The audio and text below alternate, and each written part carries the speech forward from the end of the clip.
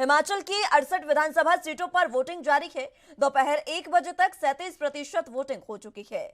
सबसे ज्यादा 43.33% मतदान कुल्लू में हुआ। दूसरे नंबर पर सिरमौर जिले में 41.89% मतदान हो चुका है। सीएम जयराम ठाकुर का गृह जिला मंडी में अब तक 41.17% वोटिंग के साथ तीसरे नंबर पर है। सबसे कम मतदान की बात करें तो 22% लाहौल स्पीति में हुआ। वोटिंग शाम 5 बजे तक जारी रहेगी। पूरे हिमाचल में 412 उम्मीदवार चुनावी मैदान में हैं। राज्य के करीब 56 लाख मतदाता इनकी किस्मत का फैसला करेंगे। इनमें से 28,54,945 पुरुष, 27,37,845 महिलाएं और 38 थर्ड जेंडर वोटर हैं। मतगणना 8 दिसंबर को होगी। 2017 में राज्य में 75.57% मतदान हुआ था। प्रदेश में मुख्य मुकाबला कांग्रेस और बीजेपी में है। राज्य के सत्ता में अभी बीजेपी है और पार्टी ने 5 साल बाद सत्ता परिवर्तन के रिवाज को बदलने के लिए पूरी ताकत झोंक दी है। कांग्रेस के पास अभी 20 विधायक हैं, जबकि बीजेपी के पास 45.2 निर्दलीय और 1 सीपीआईएम का विधायक है।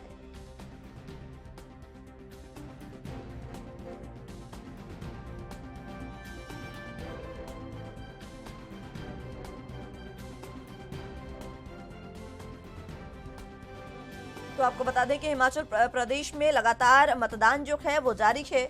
मतदान जिस तरीके से लगातार वोटिंग परसेंट मतदान की होती जा रही है, लगभग 40% से ऊपर जो है वो मतदान हिमाचल प्रदेश में हो चुका है। हालांकि जिस तरीके से वहां की संभावनाएं थी कि मतदान जो है वो ज्यादा प्रतिशत नहीं बढ़ पाएगा, लेकिन उसको पार करते हुए तमाम जो दुविधाएं थी उनको पार करते हुए कई प्रतिशत जो वोटिंग है वो हो चुकी है। आपको बता दें कि हिमाचल प्रदेश में सुबह से ही यहां मतदान जारी है। दुनिया के सबसे ऊंचे पोलिंग बूथ पर जिस तरीके का नजारा है वो भी आपको दिखा रहे हैं। ऊना में 1 बजे तक 39.93% मतदान हुआ है। 5 विधानसभा सीटों पर 5 विधानसभा सीटों वाला जिला है ऊना, जिसमें 1 बजे तक ये मतदान हुआ। सोलन जिले की 5 सीटों पर 1 बजे तक 41.36% जो मतदान है वो हो चुका है। आपको बता दें कि उत्साह लोगों में काफी बढ़ता जा रहा है वोटिंग को लेकर। हिमाचल में वोटर्स के उत्साह का अंदाज इस बात से लगाया जा सकता है कि एक और लोग बर्फ पर चलकर वोट डालने जा रहे हैं, तो दूसरी ओर विश्व के सबसे ऊंचे मतदान केंद्र पर भी लोग काफी संख्या में पहुंच रहे हैं। यहां उत्साह कुछ इस प्रकार का है कि -1 टेम्परेचर में भी, -1 डिग्री जो टेम्परेचर है उसमें भी दिव्यांग लोग जो है वो भी अपना मतदान करने के लिए आ रहे हैं। चंबा की अगर बात की जाए तो चंबा में बर्फ के रास्ते वोट डालने के लिए लोग जा रहे हैं और तरह तरह की समस्याओं का हालांकि उन्हें सामना करना पड़ रहा है, लेकिन इस बार तमाम जो पार्टियों ने यहाँ पर चुनावी वायदे किए हैं और पार्टियों की ओर से जो लुभावने वायदे जनता के साथ किए गए हैं उनको ध्यान में रखते हुए जनता आज अपना फैसला ईवीएम में कैद कर रखी है और इसी फैसले पर 8 दिसंबर को यह साफ होगा कि आखिर कौन हिमाचल में अपनी सत्ता फिर से बनाने जा रहा है। क्या यहाँ रिवाज बदलेगा या राज बदलेगा, ये देखने वाली बात होगी।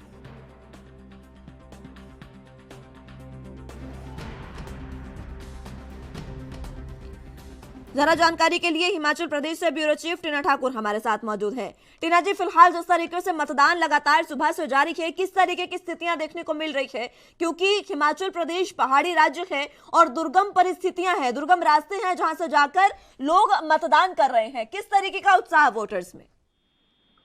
बिल्कुल, वोटर्स में बहुत ज्यादा उत्साह है। आप उसकी जो है वो देखिए परसेंटेज 1 बजे तक की हमने शेयर की थी।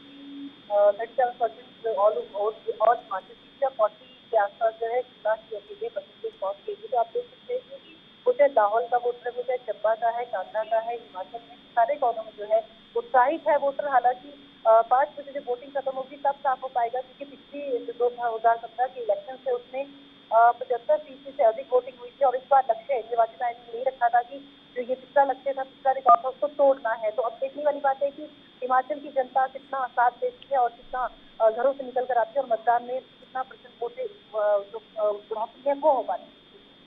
समीकरण कहाँ जाते दिख रहे हैं? क्योंकि आज जिस तरीके से जनता वोट कर रही है, किन मुद्दों पर वोट कर रही है, और वो मुद्दे जो है, जो तमाम पार्टियां जनता को देकर गई है, चुनावी जो लुभावने वायदे किए गए हैं, क्या उन पर जनता इधर उधर गई, या फिर अपने मुद्दों पर मतदान इस बार हो रहा है? देखिए, अभी तक का तो जो रुझान है लोगों से जो बातचीत की है उसको देखकर यही लगता है कि जनता ने अपना माइंड सेट कर लिया था। उनको पता था कि उनको किन मुद्दों पर वोटिंग करनी है, किन मुद्दों पर जनादेश देना है। तो अभी तक ये क्लियर है कि हिमाचल की जनता बहुत क्लियर थी कि उनको किन मुद्दों पे अपना वोट करना है। तो हम ये कह सकते हैं कि जो भाजपा कह रही है कि मिशन रिपीट करेंगे, कांग्रेस कह रही है सत्ता में आएंगे। हिमाचल की जनता काफी तेज है, उन्होंने मुद्दों को पकड़ा है, मुद्दों आधारित वोटिंग अभी कह सकते हैं की है। हालांकि विचारधारा काफी मायने रखती है, विचारधारा को लेकर भाजपा काफी आश्वस्त नजर आ रही थी। बहुत बड़ी संख्या में जो है वो कैडर वोटिंग जो है उनकी होगी। हालांकि अभी तक स्पष्ट नहीं है कैडर वोटिंग का जो चीजें हैं, लेकिन अभी तक ये साफ है कि हिमाचल की जनता अपना मत साफ कर चुकी है, अपना जनादेश दे रही है और अपने जो मुद्दे थे उनके, जो उनको लग रहा था कि वो आने वाली सरकार से जो चाह रही थी, उन मुद्दों पे जो है यहाँ की जनता ने वोटिंग की है। तमाम जो दिग्गज है उन्होंने भी वोटिंग जो है वो कर दी है। किस तरीके के समीकरण यहाँ पर बनते दिख रहे हैं? देखिए, तमाम दोनों पॉलिटिकल लीडर्स, दोनों की बात करें, दोनों की जो दिग्गज थे सुबह ही वोटिंग कर चुके थे। उसके बाद जो वो लगातार निगरानी वो रख रहे हैं कि कहीं कोई गड़बड़ ना हो। लगातार जो प्रत्याशी हैं वो घूम रहे हैं। समीकरण से अगर हम बात करें, फिलहाल कहना ये ऐसा हो सकता है कि थोड़ा जल्दबाजी उसकी 8 तारीख को समीकरण साफ हो जाएंगे। लेकिन फिलहाल अगर हम लोगों से जिस तरह से हमने बात की, लोगों से जिस तरह का रुझान था, कांग्रेस के पक्ष में रुझान कुछ हल्का ज्यादा नजर आया, क्योंकि हम पहले भी बात कर रहे थे कि जो मुद्दे जनता चाह रही थी कि भाजपा उन मुद्दों को एड्रेस करे। ओपीएस था, कर्मचारियों से संबंधित एक बड़ा मुद्दा था, बागवानी था, बेरोजगारी, महंगाई था। तो ये तमाम ऐसे मुद्दे थे जिनको भाजपा ने नहीं छुआ। तो ऐसे में आप देख सकते हैं कि जो जनता है उसने अपना जो रुख था वो पहले स्पष्ट कर दिया था, और कर्मचारी रुख स्पष्ट कर दिया था। वो एक चेतावनी वो दे चुके थे कि जो ओपीएस लेने की बात करेगा हम उससे बात जाएंगे। तो यहाँ पे हम ये कह सकते हैं कि जो कांग्रेस ने गारंटियां दी थी वो कहीं ना कहीं भाजपा पे भारी पड़ती है दिख रही है। फिलहाल अभी जब तक आपका रिजल्ट साफ नहीं हो जाता तब तक कहना मुश्किल है कि जनादेश किसको मिला है। लेकिन जो रुख है जनता का वो फिलहाल थोड़ा थोड़ा साफ होने लगा है। आम आदमी पार्टी की हम शुरुआत से बात करते आ रहे हैं हिमाचल चुनाव में। आम आदमी पार्टी का यहाँ पर कैसा रुझान देखने को मिल रहा है? क्योंकि नई पार्टी है, पहली बार ताल ठोक रही है चुनावी मैदान में, और पहाड़ी राज्य है, यहाँ पर जो भौगोलिक परिस्थितियां यहाँ की है वो बहुत अलग है, लेकिन उन मुद्दों को छुआ नहीं है आम आदमी पार्टी ने। जी बिल्कुल, हम लोग यही मान के चले थे। पंजाब इलेक्शन के बाद जब आम आदमी यहाँ पहुंची थी तो रुझान लोगों का बहुत ज्यादा उनकी तरफ था। हम दलों की बात करें, भाजपा कांग्रेस से दूर से लोग जा रहे थे, तो लोगों को कहीं ना कहीं लग रहा था कि तीसरा विकल्प हिमाचल की जनता को यहाँ मिल सकता है। लेकिन कुछ ऐसी परिस्थितियां बनी कि आम आदमी पार्टी, आप ये कह सकते हैं कि इलेक्शन से पहले वो गिव अप कर गई। यहाँ पे उनके जो स्टार प्रचारक थे वो नहीं पहुंचे, अपने प्रत्याशी उतार दिए, लेकिन उनके प्रचार के लिए कोई बड़ा चेहरा यहाँ आप नहीं ला पाए। और जो प्रत्याशी भी हैं, अब माना यही जा रहा था कि उत्तराखंड की तरह कहीं समीकरण कांग्रेस प्रत्याशियों के ना बिगाड़े, लेकिन अभी फिलहाल इतना बड़ा खतरा ना कांग्रेस को ना भाजपा को आम आदमी पार्टी से दिखता है। हालांकि कुछ सीट पे है, जैसे आप फतेहपुर की बात करें, डॉक्टर राजेंद्र प्रसाद वहां से खड़े हैं, एक बड़ा चेहरा भी था भाजपा में, भाजपा के सांसद शुरू रह चुके हैं। तो कुछ एक चीज की अगर हम बात करें तो वहाँ पे जो प्रत्याशी है उसका अपना एक जनाधार है, उसका अपना एक जो इमेज है वो है। लेकिन अगर आम आदमी की टोटल बात करें तो आम आदमी कहीं ना कहीं काफी पिछड़ गई है इलेक्शन में। जो तीसरा विकल्प देने की हिमाचल में बात करेगी वो कहीं अभी फिलहाल नजर नहीं आ रही है। हिमाचल प्रदेश में अगर आम आदमी पार्टी की बात करें तो पंजाब से जुड़ा ये राज्य है। पंजाब में जब सत्ता परिवर्तन हुआ उस समय ये कहा जा रहा था कि आम आदमी पार्टी वोट कटवा साबित हो सकती है। क्या हिमाचल में भी इसको देखा जा सकता है कि जिस तरीके से बीजेपी कांग्रेस की ओर जो मतदान नहीं हो रहा है, जहां पर दोनों पार्टियों का रुझान नहीं है, वहां आम आदमी पार्टी को क्या लोग एक विकल्प के तौर पर देख रहे हैं, या फिर ये कहा जाए कि नोटा ज्यादा प्रभावित कर रहा है लोगों को? देखिए, अभी से शाम को पूरा इलेक्शन से नोटा कितना यूज हुआ ये तो 8 तारीख को साफ होगा। लेकिन फिलहाल जो जनता है वो, क्योंकि हम ये कहते हैं कि मुद्दों आधारित जो वोटिंग होती है हिमाचल में, उसमें आपका आम आदमी पार्टी को निर्दलीय खड़ा हो, क्योंकि हम हिमाचल की बात करें 2 से 3 निर्दलीय हर विधानसभा चुनाव में जीत कर आते हैं। तो आप ये कह सकते हैं कि हिमाचल की जो जनता है, स्थानीय मुद्दे उन पर प्रभावी रहते हैं, वो कौन सी पार्टी का उम्मीदवार प्रभावी ढंग से उनके सामने रखता है और कौन सा वादा उनके साथ करता है कि वो जब जीत कर आएगा तो इन मुद्दों को वो एड्रेस करेगा, इन मुद्दों को वो सुलझाएगा। तो ऐसे में आप मान सकते हैं कि आम आदमी पार्टी का अगर इंडिपेंडेंट बात करें कोई प्रभाव नहीं है, लेकिन इंडिविजुअली जो कैंडिडेट खड़े किए गए हैं बहुत ज्यादा सारी सीटें तो प्रभावी नहीं चाहिए, क्योंकि 2-3 सीट ऐसी है जिनमें प्रभावी है उनकी कैंडिडेट, तो वो कहीं ना कहीं साबित हो सकता है कि अगर वो सीट जीत जाते हैं तो आम आदमी पार्टी हिमाचल में अपना खाता तोड़ सकती है। लेकिन बड़ी सफलता की उम्मीद, जिस तरह बहुत कटवा हम बोल रहे हैं, वैसा अभी तक फिलहाल कुछ ऐसा नजर नहीं आ रहा है। अगर बागियों की बात करें तो बीजेपी में बगावत भी इस बार ज्यादा देखने को मिली है। बीजेपी का जो एक कह रहे हैं कि बीजेपी जो कह रही है कि हम रिवाज बदलने जा रहे हैं, राज बदलने जा रहे हैं, इस तरीके की बात, इस तरीके के दावे बीजेपी ने किए हैं। क्या ये दावे ये बागियों की तरफ से गलत साबित हो सकते हैं, क्योंकि बागी जो है लगभग बीजेपी के 21 बागी मैदान में है? जी बिल्कुल, हमने शुरू से ये बात की थी कि हिमाचल छोटा राज्य है, 68 विधानसभा सीटें यहाँ पर आती हैं और भाजपा ने यहाँ अन्य राज्यों की तरह, बड़े राज्यों की बात करें, अगर हम उत्तर प्रदेश की बात करें, अन्य राज्यों की बात करें, उसके तर्ज पर यहाँ पे भी प्रयोग किया। सिटिंग एमएलए से 11 उनके टिकट काट दिए, नए चेहरे जो थे 19 उनको मैदान में उतार दिया।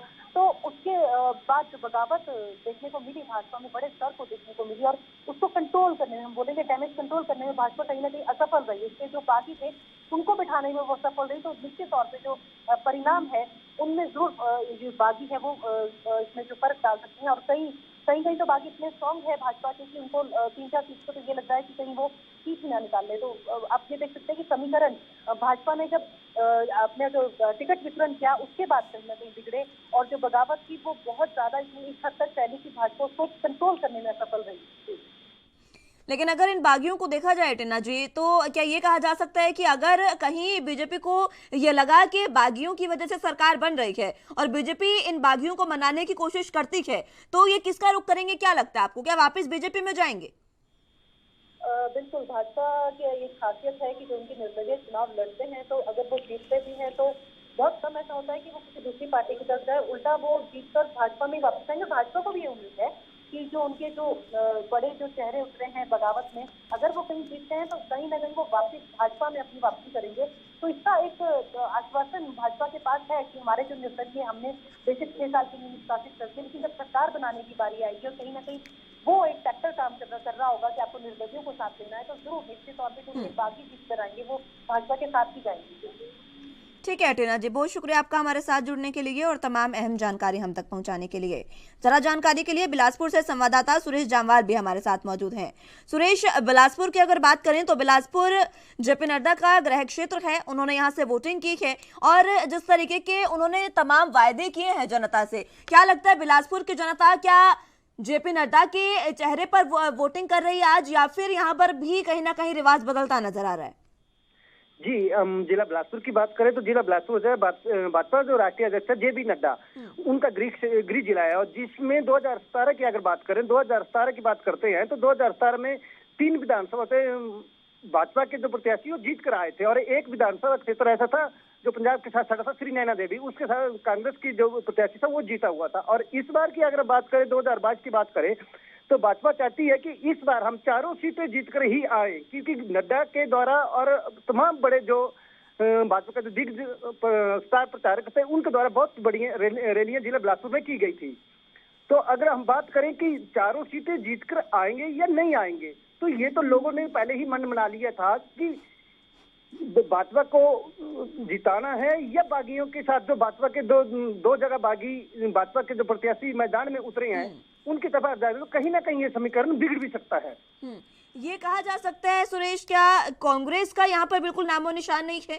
क्योंकि जिस तरीके से जेपी नड्डा का गृह जिला है और बीजेपी के बागी भी यहाँ पर मैदान में है, बागी कहीं ना कहीं किस्मत बदल सकते हैं बीजेपी की, लेकिन क्या कांग्रेस की ओर कोई जनता का रुझान इस समय देखा जा रहा है? जी, अगर हम कांग्रेस की बात करें तो कांग्रेस ने जो अपने वादे जो मैनिफेस्टो तैयार किया था उसमें 10 गारंटियों की बात की थी। उन 10 गारंटियों को लेकर बीच जनता में गए हैं और लोगों को लुभाने का उन्होंने कहीं ना कहीं काम किया है, जिसमें 4 विधानसभा क्षेत्र में अगर देखा जाए भाजपा और कांग्रेस की टक्कर आमने सामने देखी जा सकती है। और बागियों की अगर बात करें तो क्या बागी यहाँ पर समीकरण बदल रहे हैं? और अगर समीकरण बदलते हैं बागी, तो अगर बागियों को मनाने की कवायद होती है तो बीजेपी क्या बागियों को मना पाएगी, या बागी जो है वो कांग्रेस की तरफ जाएंगे? जी, अगर बागियों की बात की जाए, बागी है जो भी होंगे तो ये भाजपा के साथ ही जाने का रंग, क्योंकि इनका जो पृष्ठभूमि रही है भाजपा के ही थे और भाजपा के ही साथ जाने का इनका मनोबल रहेगा। ठीक है सुरेश, बहुत शुक्रिया आपका हमारे साथ जुड़ने के लिए और तमाम अहम जानकारी हम तक पहुंचाने के लिए।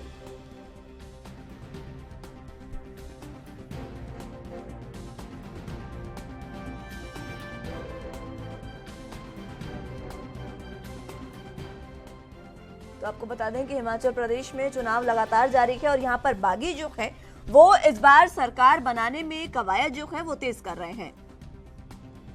ऐसा पहली बार हिमाचल प्रदेश में हुआ है, या आप कहीं भी लगा लीजिए, ऐसा पहली बार हुआ है कि बीजेपी में इतनी ज्यादा बगावत देखने को मिली हो कि बीजेपी के 21 बागी यहां चुनावी मैदान में ताल ठोक रहे हैं। कांग्रेस की बात की जाए तो कांग्रेस की ओर से 7 ऐसे बागी हैं जो चुनावी मैदान में इस समय दिख रहे हैं। अब ये जो बागी हैं ये कहीं ना कहीं किस्मत का फैसला कर सकते हैं, क्योंकि बीजेपी पार्टी की ओर से है और हो सकता है कि जनता इनको वोट करे। और कई ऐसे क्षेत्र है जहां पर कांटे की टक्कर जो है वो यहाँ बागियों में भी है, क्योंकि जिस तरीके से ये बागी चुनावी मैदान में है, ये इनको टिकट नहीं मिलने की वजह से ये चुनावी मैदान में है और जनता इन पर विश्वास करती है, जनता इन पर विश्वास जता रही है। इसी वजह से बागी भी इस बार कांटे की टक्कर में देखे जा रहे हैं। हालांकि 68 विधानसभा सीटों पर वोटिंग सुबह से जारी है। जरा जानकारी के लिए संवाददाता काकू कोकर चंबा से हमारे साथ मौजूद हैं। काकू, फिलहाल जिस तरीके से जानकारी मिल पा रही है कि चंबा में भी काफी प्रतिशत मतदान हुआ है और ये जो मतदान है, जनता जो है वहां के चंबा की, काफी दुर्गम इलाके हैं, वहां पर बर्फ के बीच से रास्ते जा रहे हैं जहां से जनता जो है वो वोटिंग करने जा रही है। कितना उत्साह जनता के बीच में? जी बिल्कुल, सुबह 8 बजे से जो है चंबा में 500 विधानसभा क्षेत्रों में जो है लोगों की कतारें जो है लगी हुई हैं, तो लोगों में जो काफी उत्साह देखने को मिल रहा है। जो बर्फबारी की बात है वो चंबा के जो भरमौर विधानसभा क्षेत्र है, वहाँ का जो पांगी क्षेत्र है, वहाँ की जो तस्वीरें हैं, लोग जो है बर्फ के बीच भी अपने बूथ पर पहुंचे हैं और लोगों ने जो है वहाँ पर मतदान किया है। जी, अभी किस तरीके का उत्साह जनता के बीच में है, क्योंकि काफी प्रतिशत मतदान हो चुका है, क्या अभी भी इसी तरीके की कतारें देखने को मिल रही है? जी बिल्कुल, इस वक्त जो है हम चंबा जिला के भौजी विधानसभा क्षेत्र में है और यहाँ पर लोगों की कतारें जो है बिल्कुल लगी हुई है और लोग जो है अपने बारी बारी का इंतजार कर रहे हैं।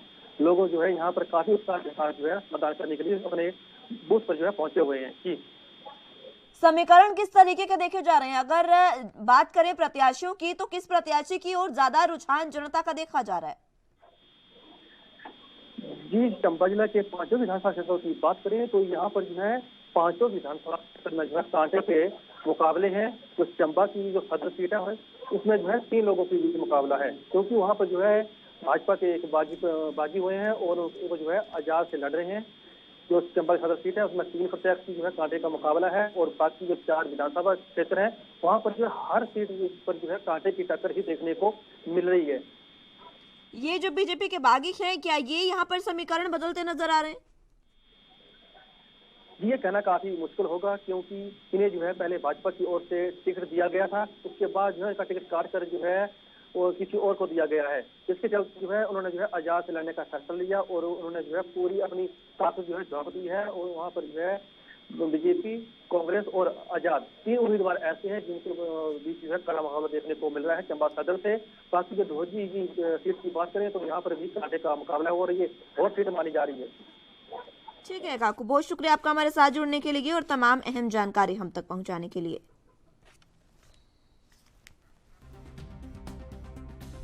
चलिए, तो धर्मशाला की स्थिति बताने के लिए संजय अग्रवाल हमारे साथ संवाददाता जुड़े हुए हैं। संजय, धर्मशाला में किस तरीके की परिस्थितियां देखने को मिल रही है चुनाव को लेकर? कितना प्रतिशत मतदान हो चुका है और अभी जनता में किस तरीके का उत्साह? जी, अभी तक जो मतदान जो 40% से ऊपर का मतदान जो हो चुका है, 1 घंटे पहले हम बताए थे 35%, 40%, यहाँ पे 35.40% में मतदान था। अब 40 के करीब जो मतदान पहुंच चुका है। अब 12 बजे के बाद देखा गया है कि यहाँ पे मतदाताओं की जो काफी लंबी लाइनें, लंबी कतारें लगने लग पड़ी हैं। अपने मतदान के लिए लोगों को प्रतीक्षा करनी पड़ी है, 1-1 घंटे से वो लाइनों में लगे हुए हैं। तो मतदान को लेकर लोगों में जो अब जो उत्साह जो 12 बजे के बाद काफी तेजी से बढ़ा है और अब तक जो है लोगों में इतना उत्साह बढ़ता जा रहा है कि शाम 5 बजे तक लगता है कि वोटिंग जो है काफी भारी वोटिंग हो जाएगी इन विधानसभा के चुनावों में। जी, अगर बात की जाए चुनावी समीकरणों की तो किन मुद्दों पर जनता जो है वो आज अपने वोट दे रही है? जी, मैं अभी बता दूं कि मतलब जनता में जो है कि काफी पहले भी बताया कि महंगाई को लेकर एक आरपीएस मुद्दा यहाँ पे है, लेकिन स्थानीय मुद्दे भी जो है सामने आ रहे हैं। अब जनता ने जो स्थानीय मुद्दे, पानी की समस्या है, उनके अपने जो और समस्या, रोड की समस्या है, उनके घरों को लेकर जो सब पीछे बरसात में स्लाइडिंग हुई है, जो लोगों को उनका जो प्रभावित लोग हैं उनको उनका हक नहीं मिला है, उनको राशि नहीं दी गई है, जो सरकार ने बोला था कि आपको राशि जो जारी की जाएगी, इसको लेकर भी लोगों में काफी रोष है।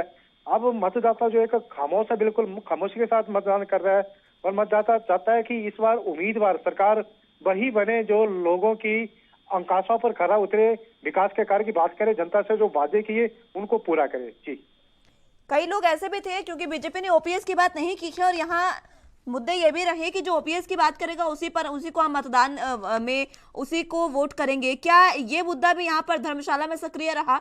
क्योंकि ओपीएस की बहाली पूरे राज्य के लिए एक अहम मुद्दा है इस समय और बीजेपी इस पर बात नहीं कर रही है। जी, ओपीएस का मुद्दा भी धर्मशाला में काफी अभी काफी ओपीएस के जो पूर्व कर्मचारी हैं, जो वर्तमान के कर्मचारी हैं, इस पेंशन को लेकर, पुरानी पेंशन की बहाली को लेकर जो धरना प्रदर्शन किए, लेकिन बीजेपी सरकार लगातार इसमें खामोश रही।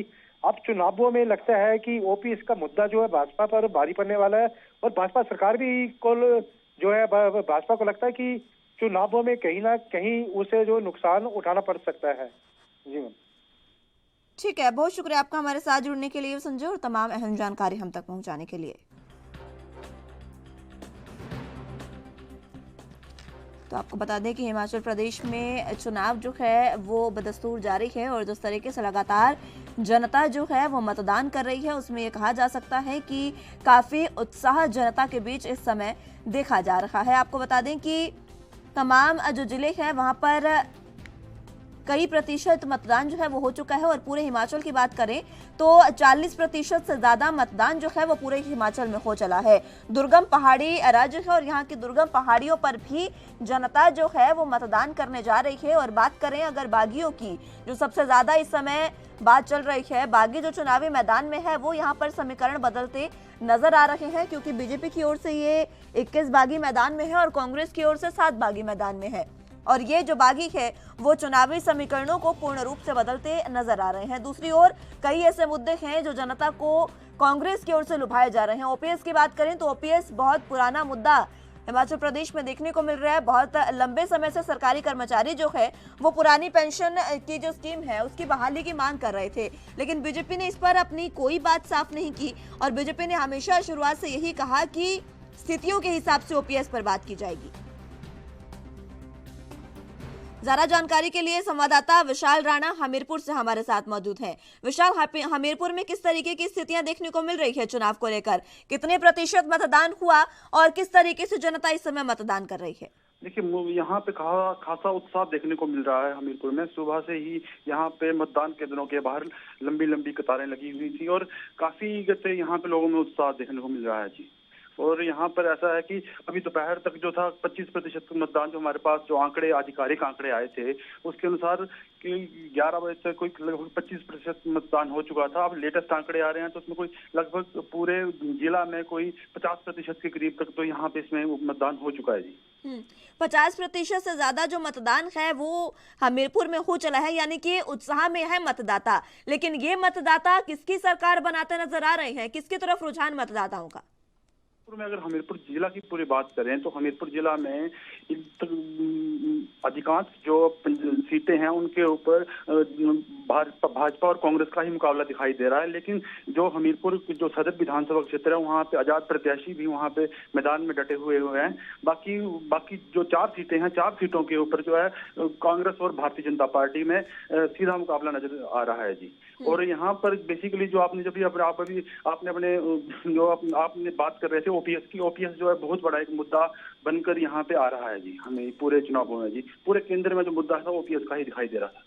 केंद्र में ओपीएस का मुद्दा है और बात अगर की है तो कांग्रेस ने ओपीएस बहाली की बात की है, यानी कि ये समझा जाए कि जनता कांग्रेस की तरफ इस बार जा रही है, या यानी कि ओपीएस का जो मुद्दा है वो बीजेपी पर हावी हो रहा है। बिल्कुल निस्संदेह रूप से, क्योंकि ऐसा था कि यहाँ पर कांग्रेस का संगठन बिल्कुल कमजोर था, इसमें कोई दो शक नहीं था। लेकिन उनके पास जब ओपीएस का जो मुद्दा उनके हाथ में आया हो, यहाँ पे अगर आप आंकड़ों की बात करें तो पूरे हिमाचल में लगभग 1,20,000 से 1,30,000 तक ओपीएस के जो कैंडिडेट्स हैं यहाँ पर हैं, और वो यानी हर कंस्टिट्यूंसी में 5 से 6,000 के करीब पड़ रहे हैं, उनका वोटों के ऊपर प्रभाव डाल रहे हैं। तो इससे निस्संदेह ही ये जो है कि भारतीय जनता पार्टी को इसका घाटा तो दिखाई दे रहा है। लेकिन अब देखने वाली बात है कि अब मतदाता और बाकी जो मतदाता हैं और भी कई मुद्दे रहते हैं बीच में, लेकिन ओपीएस का मुद्दा प्रमुख है। लेकिन भारतीय जनता पार्टी जहां उनको अपने संगठन की जो उनकी शैली है, जो संगठन की मजबूत पकड़ है, उसका भरोसा है, तो वहीं कहीं ना कहीं कांग्रेस पूर्ण रूप से जो सरकारी कर्मचारी हैं, ओपीएस के जो उम्मीदवार हैं, उनके ऊपर आश्रित दिखाई दे रही है। कांग्रेस ने अपने मैनिफेस्टो में कई ऐसी बात की है जो तमाम बातें बीजेपी के मैनिफेस्टो में भी है, और कांग्रेस ने आरोप भी लगाया था कि बीजेपी ने अपना मैनिफेस्टो जो है वो कट कॉपी पेस्ट किया है कांग्रेस के मैनिफेस्टो को। अब जनता इस मैनिफेस्टो में किस तरीके से आंकलन कर रही है और किस तरीके से मुद्दों को अलग करके आज मुद्दों पर जो मतदान वो कर रही है?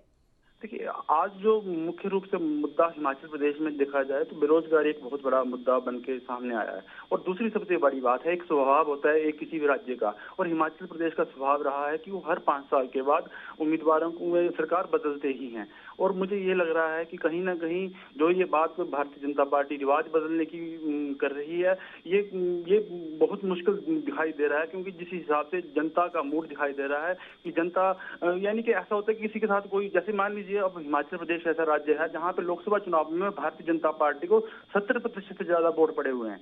लेकिन हो क्या रहा है कि जब हिमाचल के मुद्दों की बात हो, यहाँ स्थानीय मुद्दे हावी हो जाते हैं।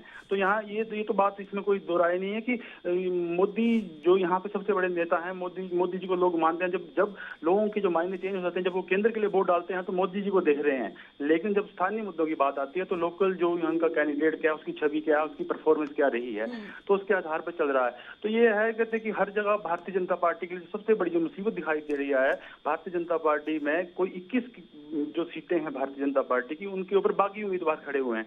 और यहाँ पे जो है मार्जिन जो है और प्रदेशों की तरह ज्यादा मार्जिन नहीं रहता है। यहाँ पे हार जीत का मार्जिन जो होता है कोई 2, 4, 5 हजार के बीच में ही रहता है। तो वो जो फैक्टर है उसके ऊपर भी भारतीय जनता पार्टी को की चिंताएं उस फैक्टर ने भी बढ़ाई है कि जो बाकी की जो मुसीबतें पड़ी हुई हैं इनके ऊपर। यानी कि यहाँ पर कांग्रेस का पलड़ा जो है वो भारी नजर आ रहा है। लेकिन बात करें अगर आम आदमी पार्टी की, तो क्या कहीं जनता आम आदमी पार्टी को विकल्प के रूप में देख रही है? क्या वोट कटवा आम आदमी पार्टी को कहा जा सकता है इस बार?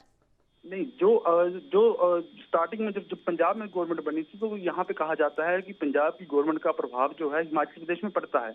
लेकिन और शुरुआत में इन्होंने आम आदमी पार्टी ने बहुत ज्यादा मेहनत भी करते दिखाई दिए। लेकिन क्या हुआ कि बीच में इनके जो प्रभारी थे उनको कहते वो यहाँ से छोड़ के चले गए हैं, और उनका पूरा जो ध्यान है उन्होंने अपना लगता है कि गुजरात चुनावों पर लगाया है। और इन्होंने यहाँ पे जो आम आदमी पार्टी ने जो कैंडिडेट्स भी दिए हैं उनको, जिसको बोलते हैं कि जैसे उनको अनाथ छोड़ के चले गए हैं यहाँ से, क्योंकि उनका कुछ तरह का बैकअप उनको दिखाई नहीं दे रहा है। तो आम आदमी पार्टी तो पूरे प्रदेश में कहीं नहीं दिखाई दे रही है, और कहीं छुटपुट कंस्टिट्यूंसीज में आम आदमी पार्टी दिखाई दे रही है। वो उनके जो स्थानीय उम्मीदवार हैं उनकी अपनी रसूख है। जैसे फतेहपुर कंस्टिट्यूंसी है, फतेहपुर कंस्टिट्यूंसी में पूर्व सांसद राजेंद्र सुशांत चुनाव लड़ रहे हैं, उनका अपना व्यक्तिगत प्रभाव है। हमीरपुर में भी एक विधानसभा क्षेत्र आता है नादौन में एक शैंकी ठकुराल करके हैं, वो भी अपनी थोड़ी बहुत अपनी प्रेजेंस शो कर रहे हैं। लेकिन ऐसा नहीं है कि वो जीत पाए सीट, वो दिखाई नहीं दे रहा है। तो यानी कि पूरे कॉन्टेक्स्ट में हम ये मान सकते हैं कि आम आदमी पार्टी कहीं पर भी चुनाव में दिखाई नहीं दे रही है जी।